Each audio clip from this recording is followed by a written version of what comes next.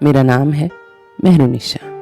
आज की कहानी दो भाइयों की है, राज और रोहित। राज जो बड़ा ही ईमानदार, मेहनती और शरीफ है। वो शांत मिजाज और काफ़ी हंसमुख भी है।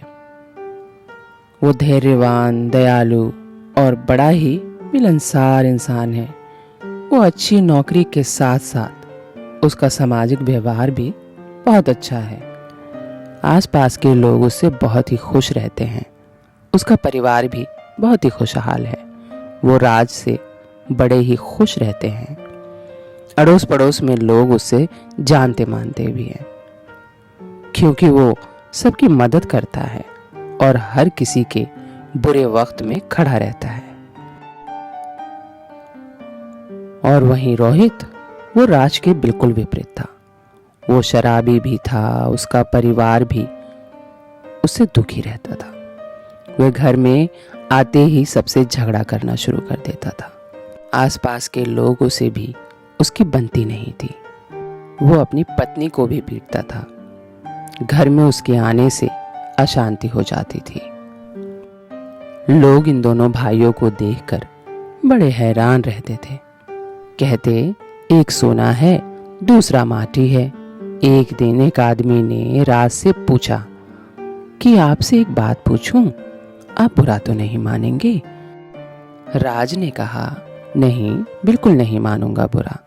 आप पूछिए, क्या पूछना चाहते हैं? तो उस आदमी ने कहा कि आप दोनों भाई हैं, लेकिन आप इतने अच्छे हैं और आपका भाई ऐसा क्यों है? वो आप जैसा थोड़ा सा भी नहीं है। आपका सगा भाई और आपसे बिल्कुल विपरीत है। आखिर ऐसा क्यों? तो राज मुस्कुराया और मुस्कुराते हुए बोला, हम दोनों ने अपने पिताजी से सीखा है, इसीलिए ऐसे हैं। राज ये कहकर वहां से जाने लगता है। वह आदमी उसे रोकता हुआ कहता है, ये क्या बोल रहे हो? दोनों ने पिताजी से सीखा है? मुझे कुछ समझ नहीं आया। क्या आप मुझे समझा सकते हैं कि ये कैसे मुमकिन है? एक ही आदमी के दो बच्चे, एक सोना, दूसरा माटी। मुझे बताइए, ये कैसे मुमकिन है? फिर राज ने अपने राज बताना शुरू किया कि जब मैं छोटा था तो मैंने देखा कि मेरे पिताजी रोज रोज शराब पीकर घर आते थे।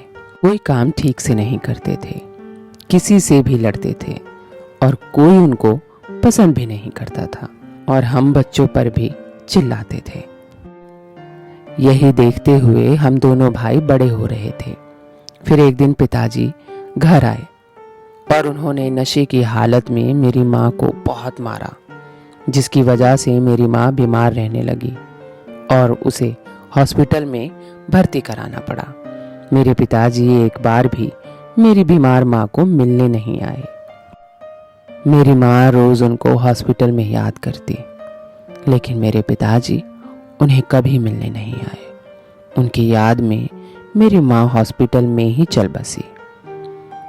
फिर मैंने खुद से ये संकल्प लिया कि मैं चाहे दुनिया में कुछ बन पाऊं या नहीं, बस मुझे अपने पिता जैसा नहीं बनना है। इसीलिए मैं ऐसा हूं, और मेरे भाई ने भी पिताजी से ही ये सब सीखा है, इसीलिए वो ऐसा है। ये बात सुनकर वो आदमी खामोश सोचता रह जाता है और राज वहां से चला जाता है। मॉरल ऑफ द स्टोरी तो आप समझ ही गए होंगे। आज की दुनिया में भी हमारे आसपास बुराइयों का और अच्छाइयों का अंबार लगा हुआ है। अब हमें चुनना है सही रास्ता, अपनी सूझ और बूझ से। उम्मीद करती हूँ मेरी ये कहानी आपको अच्छी लगी होगी। आप और भी मॉरल स्टोरी और शायरी, गज़लों, नगमों के लिए मुझे सब्सक्राइब कर सकते हैं। और हाँ, बेल आइकन को दबाना ना भूलिएगा। धन्यवाद।